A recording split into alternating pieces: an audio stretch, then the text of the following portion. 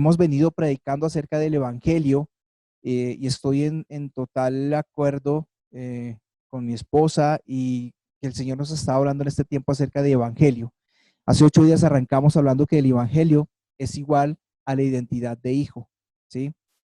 ¿Por qué? Decíamos que nos han hablado de Evangelio y cuando uno habla de Evangelio, habla de evangélico, de evangelización y que tenía relación con otras palabras más. Discípulo, bautizo, gracia, verdad, justicia, santidad, pero pocas veces nos enseñaron que el Evangelio también te deja en una posición de hijo. Y hoy quiero seguir hablando del hijo, pero el título de la prédica hoy es Evangelio igual a más que discípulo. Quiero que vayamos a otros niveles. Y te repito el título, Evangelio más que discípulo.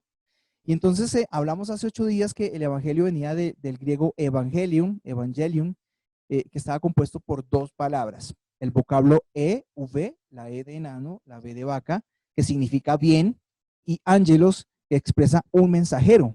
Entonces, la unión de esos dos vocablos, de esas dos palabras, quiere decir buena nueva o un mensaje feliz. Y cuando yo hablo de un mensaje feliz, te pregunto a ti, ¿qué tipo de mensaje has recibido? Hemos recibido un mensaje de salvación y yo doy gracias a Dios porque el Evangelio es el que nos ha hecho salvos, entrada al trono de la gracia por medio de Jesús. Tenemos una esperanza de una vida posterior a esto que vivimos, pero lastimosamente usted y yo, siendo o no creyentes, en muchas ocasiones hemos pasado por experiencias fuertes y experiencias fuertes como tristes exigencias, condicionamientos. ¿Por qué? Por una mala práctica en predicaciones, en enseñanzas de la misma palabra.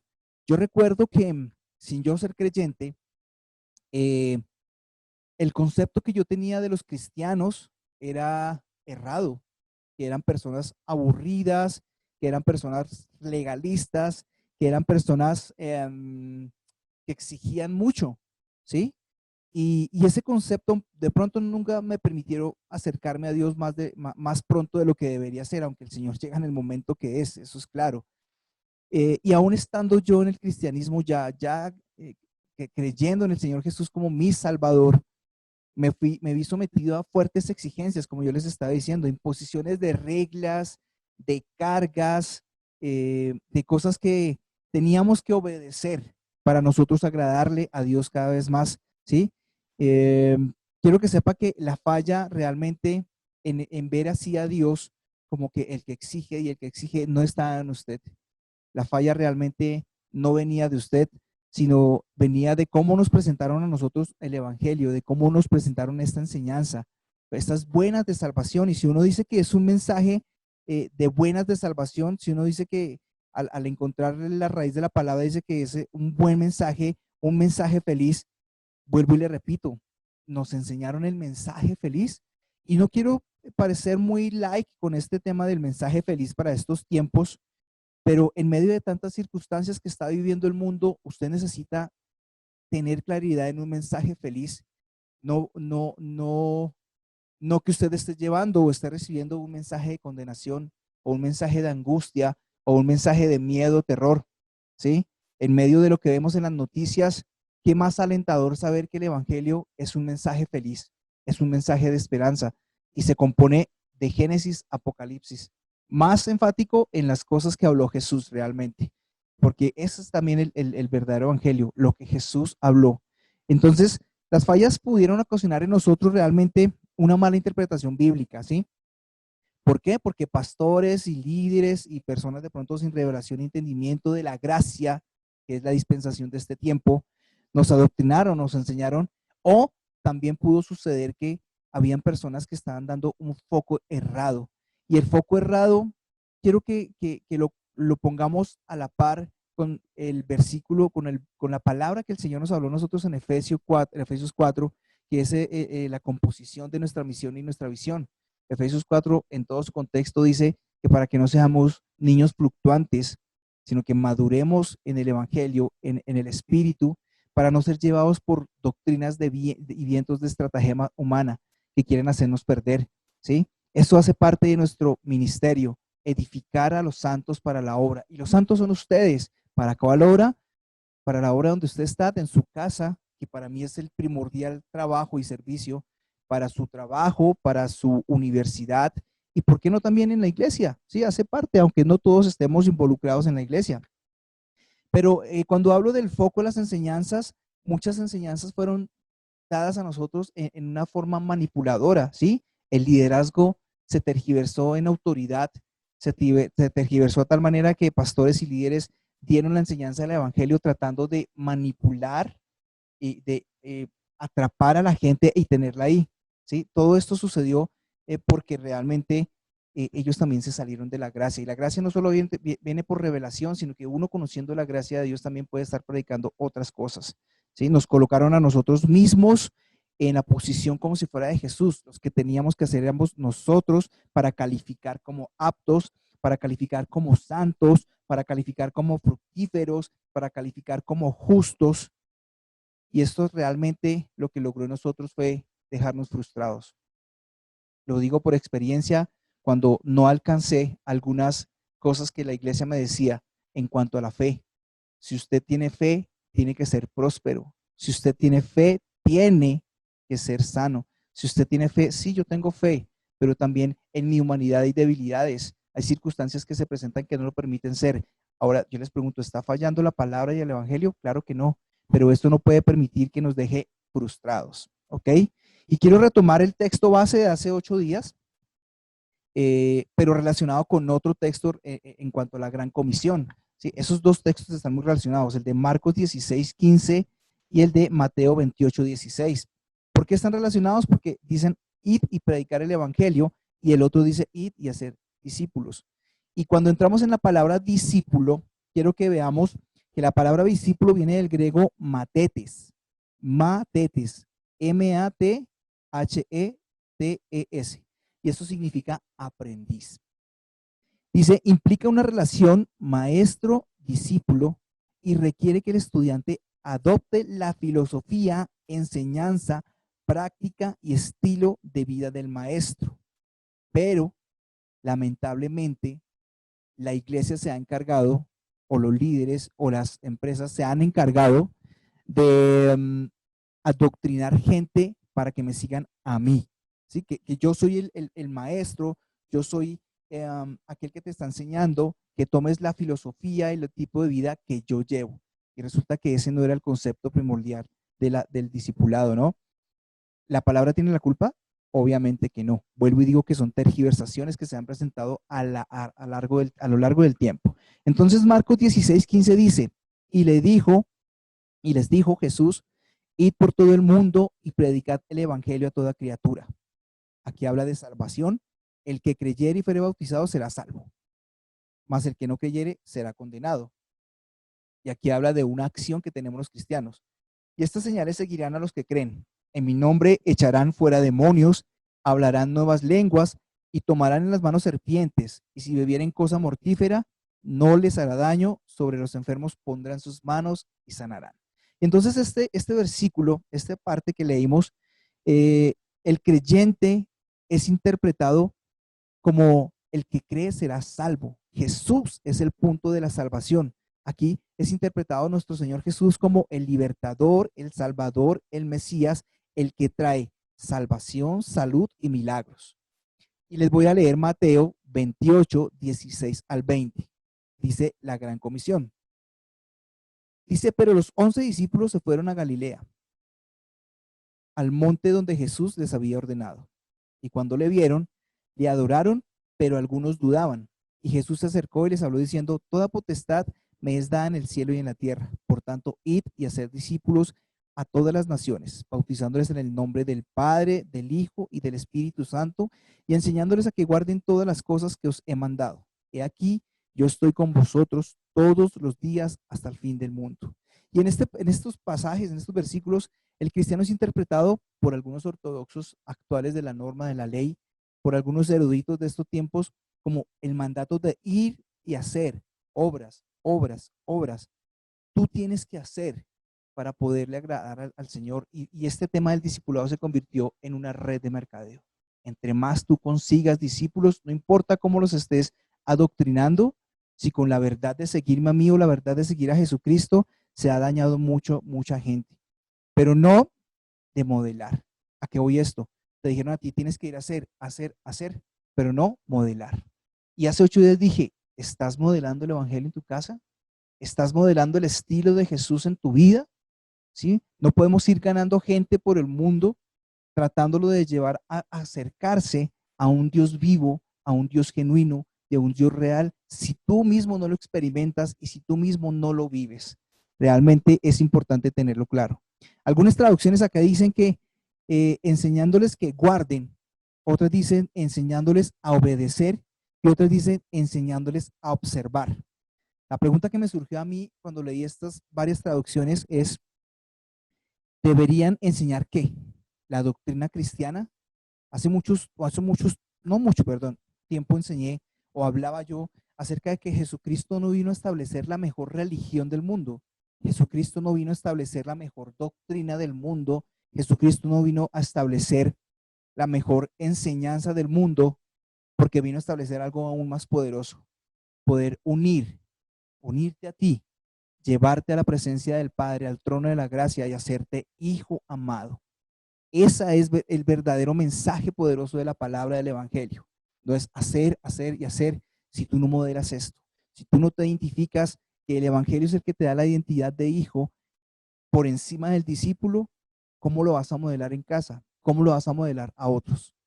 Lo que en estos tiempos debemos hacer es modelar el evangelio, constantemente ser el modelo de Jesús. Parte de nuestros objetivos de community es que modelemos todo lo que aprendemos, que vivamos y modelemos y demos fruto en lo que estamos haciendo. Y con estas malas interpretaciones, lo que se está dejando o se está sacando del foco principal es la salvación. ¿Por qué? Porque nos sacaron de la gracia, nos sacaron de la salvación porque era por gracia y no por obras, ¿sí? Él lo hizo por ti, entiende que Él lo hizo por ti y se coloca bajo objetivo mayor, cumplir la instrucción para acceder a una salvación. Debes hacer, debes pensar, debes actuar y si no, no hay salvación. Entonces, imagínate este concepto de discipulado, cómo se ha tergiversado en muchas iglesias en el mundo entero. No digo que todos, obviamente, pero se ha tergiversado mucho la verdad de la salvación y del evangelio por el concepto errado del discipulado. En la visión que se relata en Marcos, Jesús es el Salvador y las personas que creen en Él son denominadas creyentes y van al cielo, son salvas. Y quiero leerles Juan 1:12. Juan 1:12 dice, aquellos que trabajan con la palabra ahí, les voy a dar un segundito. Juan 1:12. Tengo la PDT de la palabra de Dios para todos. Dice, pero a los que aceptaron y creyeron en Él, ¿en quién? En Jesús, les dio derecho de ser, algunos que estén ahí, léanlo en voz fuerte, les dio derecho de ser, ¿qué? Discípulos, les dio derecho de ser hijos de Dios. Pero recordemos que más que ser un creyente o más que ser un discípulo, ahora tú eres un hijo de Dios. ¿Ok? Pero resulta que la predicación y tergiversación de los evangelios, vuelvo y te digo, no de la palabra, porque la palabra es infalible, parte de nuestro objetivo, de nuestros entendimientos, en que creemos en que la palabra es infalible. La tergiversación de los evangelios han vendido a Jesús como el Señor de los discípulos. Entonces, para acceder a la salvación, requieren de otros factores que se consideren para que tú puedas acceder a ser ese discípulo que es salvado por el Señor. Por encima de que el destino final fuera acceder a la salvación, ahora es más importante perfeccionarse aquí en la tierra como discípulo. Esa premisa para mí es errada. Dice que por encima del destino final fuera acceder a la salvación, ahora es más importante también perfeccionarse como discípulo. ¿Por qué?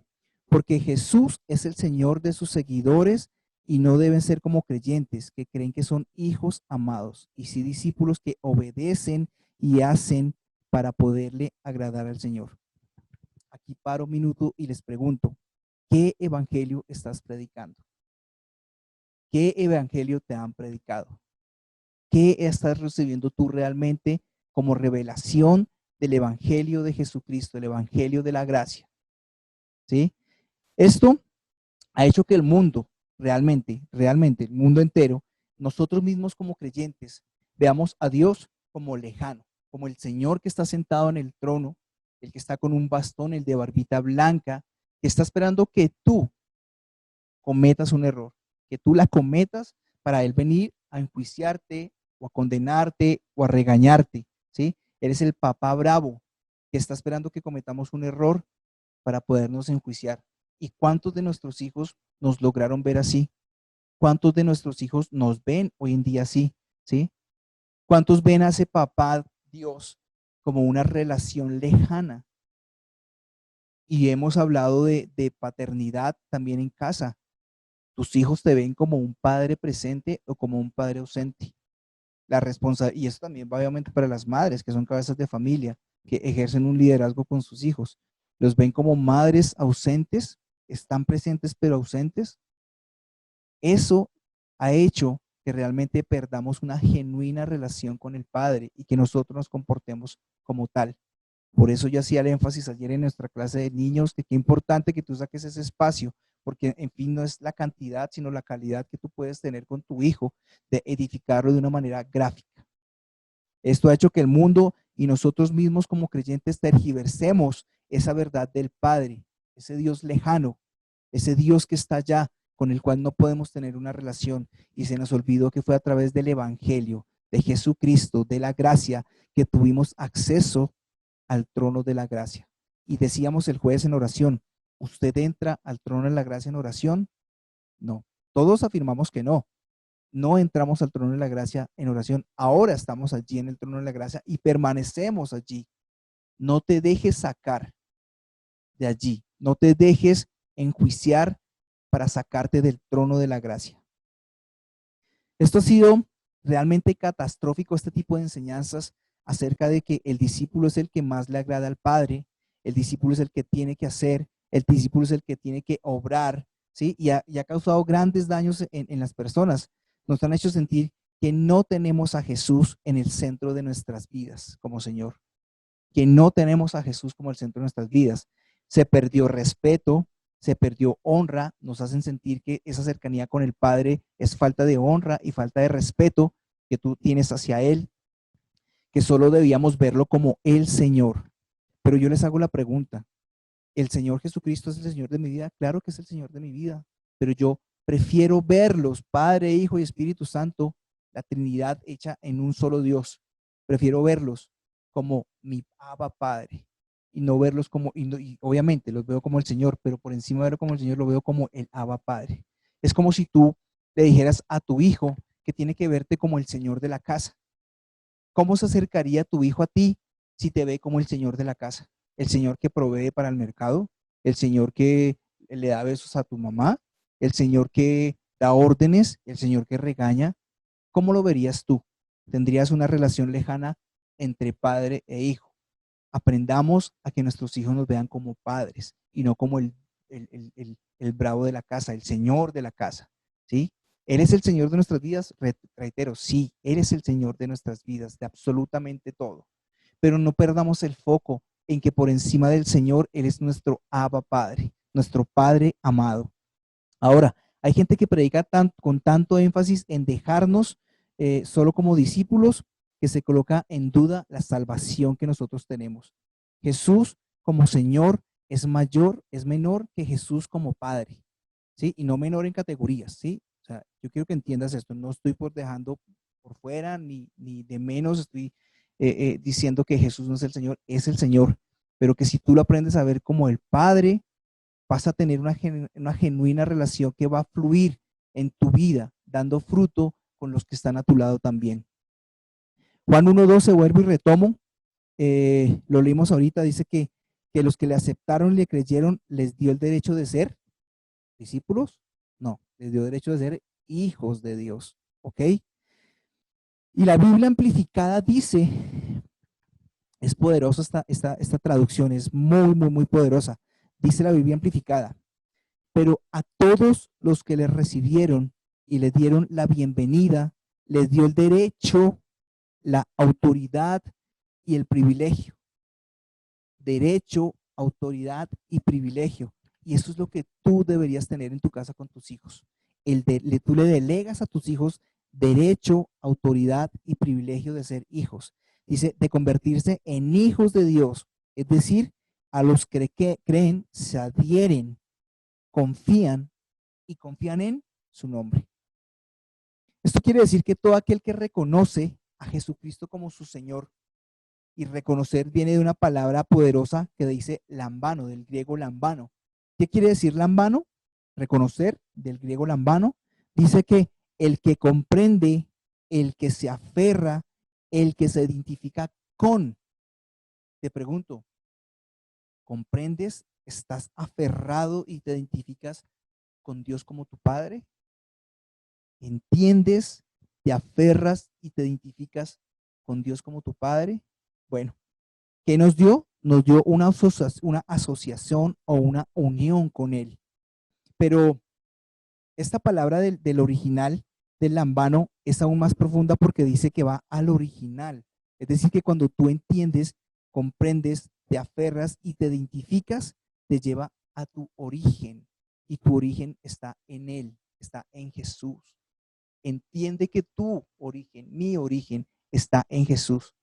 Y Dios confirma este hecho poderosamente, que somos realmente sus hijos, nacidos de Él, y certifica tu linaje. Dios lo confirma y certifica tu linaje. Ni la paternidad de Dios, ni que somos su propiedad, debería entrar en duda en tu mente. Ni la paternidad de Dios hacia ti, ni que somos realmente su propiedad, debería estar cuestionándonos. Entonces, no te dejes cargar, no te dejes llevar a las obras para tratar de ser hijo, no te dejes no te dejes tratar de llevar a aquellas personas que te enjuician para sacarte de esa posición de hijo. Esto es lo que el Evangelio trata con extrema claridad en la persona de Jesucristo. Y yo dije, en la mejor historia contada en la Biblia es la de Jesús, en que Dios envía a Jesús para buscarnos a nosotros. Podríamos resumir que la Biblia es esa. Dios envió a su Hijo a buscarte para hacerte hijo. Y eso lo expresa el Evangelio de Jesucristo, el Evangelio de la gracia. Jesús vino a presentar al hombre, a presentarte a ti y a mí delante del Padre. Vino a presentarte a ti y a mí delante del Padre. ¿Ok? Recuerda, vino a presentarte a ti y a mí delante del Padre. Todo lo que podía imputar el enemigo a tu vida fue clavado allí por Jesucristo. Todo juicio y condenación y toda ira de Dios fue allí clavada por Jesucristo. Él vino por ti. ¿Por qué olvidamos porque nos olvidamos y nos han dicho que el hombre es el diseño original de Dios? ¿Por qué razón lo olvidamos? ¿Cuántas veces hemos escuchado que somos hechos a imagen y semejanza de Dios? Desde Génesis fuimos hechos a imagen y semejanza de Dios. Pero ¿por qué olvidamos esto? ¿Por qué olvidamos que nuestro origen está en Dios? Él fue el que te diseñó. Deuteronomio 32:18 dice, en la Reina Valera, dice, de la roca que te creó, te olvidaste. Te has olvidado de Dios, tu creador. Santiago 1:24, tomen nota y lo estudian en la casa, estudienlo en varias versiones. Santiago 1:24 dice, porque el que se considera a sí mismo y se va y luego olvida cómo era. Porque él se considera a sí mismo, te ves en el espejo y te vas y después te olvidas cómo eras. Pero busqué en la versión El Espejo, que yo les he compartido, que esta versión viene del griego al español directamente, sin pasar por tantas traducciones. Es aún más poderosa a la hora de leer con detenimiento, porque realmente me voló la cabeza anoche cuando la estaba estudiando. Dice la versión del mensaje del Espejo, Santiago 1:24. Ellos, o sea, tú y yo, se dan cuenta que se están mirando a sí mismos. Pero para unos esto parece demasiado bueno para ser verdad. Y se va. Y de nuevo a su vieja manera de verse a sí mismo e inmediatamente olvida qué clase de persona es, nunca dando otro pensamiento a aquel que vio allí en el espejo. Le reitero, dice, ellos, tú y yo, nos damos cuenta cuando nos vemos en el espejo nosotros mismos, pero para unos esto parece demasiado bueno para ser verdad. ¿Qué está diciendo esto? Que tú te mires en el espejo y muchas veces tú crees que es demasiado bueno ser hijo de Dios. Tú crees que es demasiado bueno ser santo, ser justo, tener salvación eterna al lado del Padre. Y dice, y luego se va de nuevo a su vieja manera de verse a sí mismo. Volvemos a la posición de las obras, volvemos a la posición de la ley, volvemos al lugar en el que teníamos que agradarle al Padre a través de lo que hacíamos, volvemos al lugar en el que teníamos que subir hasta Monserrate con los zapatos llenos de frijoles para agradarle al Padre, volvemos al lugar de Filipinas donde la Semana Santa se laceran para agradarle al Padre, volvemos al mismo lugar en el que hacíamos obras para poderle agradar al Padre, olvidándonos de lo que Él ya nos hizo a través de Jesús. Y dice, de nuevo, a su vieja manera de verse a sí mismo. E inmediatamente olvida qué clase de persona es. Nunca dando otro pensamiento a aquel que vio allí en el espejo. Abrámosle nuestro pensamiento, nuestra mente y nuestro corazón a aquella persona que inicialmente vimos en ese espejo. Cuando tú te reflejas, reflejas la gloria de Dios. Cuando tú te reflejas, reflejas el origen allí mismo. Fuiste creado desde antes de la fundación del mundo para caminar hoy en este tiempo en lo que Dios tiene para ti, en lo que Dios en las obras predestinó para este tiempo. ¿Qué obra estás haciendo? ¿Qué evangelio estás predicando? Entiende que si ya te aferraste a tu origen, ya estás completo en el evangelio. Ahora lo que tienes que hacer es modelarlo. De ser necesario, predícalo. Te repito, modela ese evangelio y de ser necesario, predícalo. Estamos viviendo un evangelio genuino, un evangelio de gracia. Y vuelvo y te digo, no quiero que estas enseñanzas suenen muy, no hay que hacer. Sí, hay que hacer, claro que sí, pero no hay que hacer las obras que el mundo quiere cargarte o que la iglesia quiere cargarte a hacer. Él ya hizo por ti. Y sumergirse en esa poderosa verdad, alguna vez escuché que es como si tú te sumergieras en un río o en un mar o en una piscina y te mojas totalmente. Sumergirte en esta poderosa verdad del evangelio de la gracia de Jesucristo es como sumergirse en ese río. Vas a ser totalmente contaminado de todo eso, lleno de todo eso. Es imposible que tú no te mojes cuando te metes en el mar. Es imposible que no seas transformado cuando te revelan el evangelio de la verdad. Es imposible que tu vida no sea transformada y renovada por esa palabra que entra a tu mente y hace rema en tu corazón. Es imposible, pero si tú no lo permites, será imposible.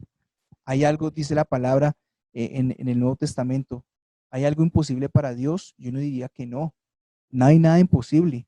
Y yo pensaría en lo que yo creo, que si hay algo imposible para Dios es que tú no le permitas que Él haga la obra en ti. Entiéndeme que Él no va a vulnerar tu decisión. Él no va a vulnerar lo que tú quieras hacer, pensar o decir.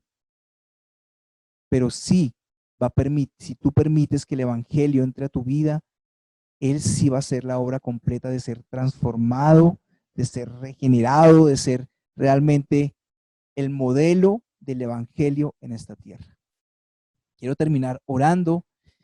No sé si hayan personas nuevas, no sé si hay un entendimiento claro que la única manera, como dijo Juan, de poder ser hijo es a través del Padre. Muchos fuimos creación, ahora somos hijos. No toda la creación es hijo, sino se manifiesta en la confesión de Jesucristo como su Señor y su Salvador. Entonces quiero que hagamos esta oración corta pero poderosa y sustanciosa.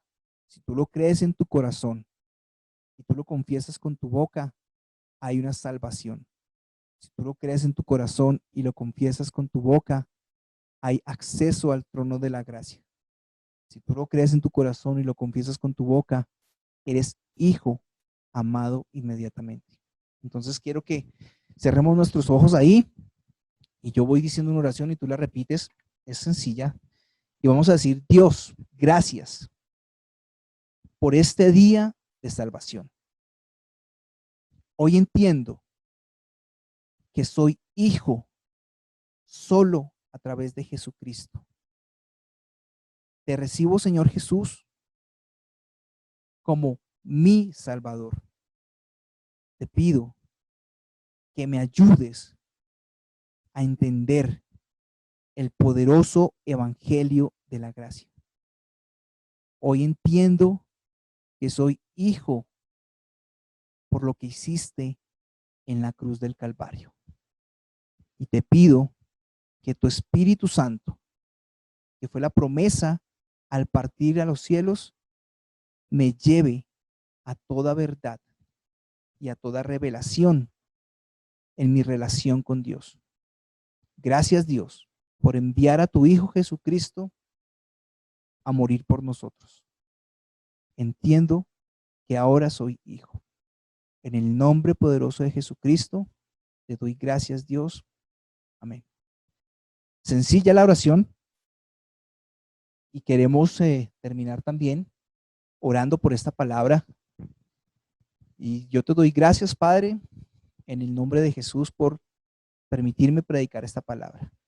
Gracias porque la revelación fresca del Evangelio que ha llegado en este tiempo de pandemia a nuestra vida, Señor, es predicada, Padre poderoso, para edificación de los santos, para lo que tú tienes destinado para ellos.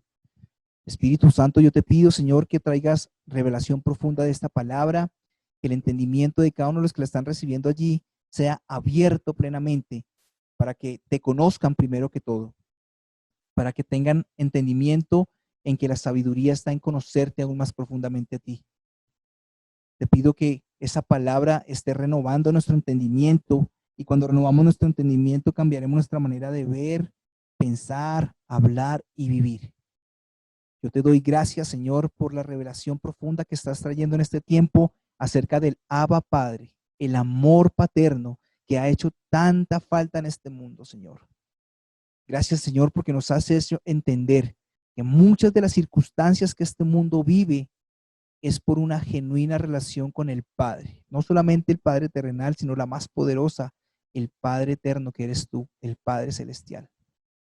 Gracias, Señor, porque espiritualmente entendemos esto, y de esta manera espiritual entendemos y recibimos un abrazo poderoso de amor, una poderosa manifestación de ti en nuestras vidas, una poderosa manifestación y revelación de tu palabra y de lo que tú has hecho a través de nosotros, Señor, a través de Jesucristo. Yo bendigo, Señor, a cada una de las personas que están allí, Señor. Doy gracias por permitirme, Señor, compartir tu palabra para edificación de ellos. Y te pido, Señor, que el fruto que estás anhelando y esperando en cada uno de ellos sea manifiesto, Señor. Veremos vidas transformadas, familias transformadas, generaciones transformadas, y queremos ver una generación que te cree, una generación que te sigue, pero no de una manera de discípulo, sino una manera de padre e hijo. Gracias, Dios, porque en este tiempo, en esta dispensación de la gracia, Señor, entendemos, Padre poderoso, que ya fuimos aceptados en Jesucristo. Gracias, bendito Rey, porque aquello que trajo la ley, juicio y condenación, fue la guía para llevarnos a ti, a entender que necesitábamos un Salvador, que nosotros no podíamos cumplir absolutamente la ley completa, y que si alguno de lo que estaba estipulado allí era transgredido, se transgredía toda la ley. Entendemos eso por la revelación de la gracia, Señor. Entendemos que tú lo diste todo en la cruz del Calvario por nosotros. En el nombre poderoso de Jesucristo te doy gracias. Amén. Y termino diciéndoles que el Espíritu Santo me trae esto a memoria, que para este tiempo el mejor discipulado que tú puedes tener es la relación en tu casa, es la relación con tus vecinos, es la relación en nuestra comunidad. Podemos discipular gente para llevarlos a una dependencia absoluta del Padre, haciéndoles entender que la gracia lo logró, que no fuimos nosotros, que no es cuánto tú discipulas, cuánto tú les metes, cuánto tú les das, cuánto tú les dices, sino que es una dependencia del Padre. Discipula a tus hijos, llevándolos a una dependencia del Padre. Discipula a tus compañeros de trabajo, llevándolos a una dependencia del Padre. Para mí, este es el mejor tiempo de discipulado o de relación que podemos tener. Y que hay una palabra poderosa cuando tú estás haciendo esto y estás evangelizando. Yo les dije que evangelio venía con relación a palabras como evangelización. Pues la mejor evangelización no son los eventos grandes, no son las grandes campañas, sino es el modelo de evangelio en tu casa. Ahí estás evangelizando a tu familia. Si ya la ganaste para Cristo, vamos por otros. Si ya ganaste a tu vecino, vamos por más comunidades. Evangelización es relación. Predica el evangelio de la gracia. Evangeliza con tu ejemplo. Y si es necesario, háblalo. Los bendigo en el nombre de Jesús.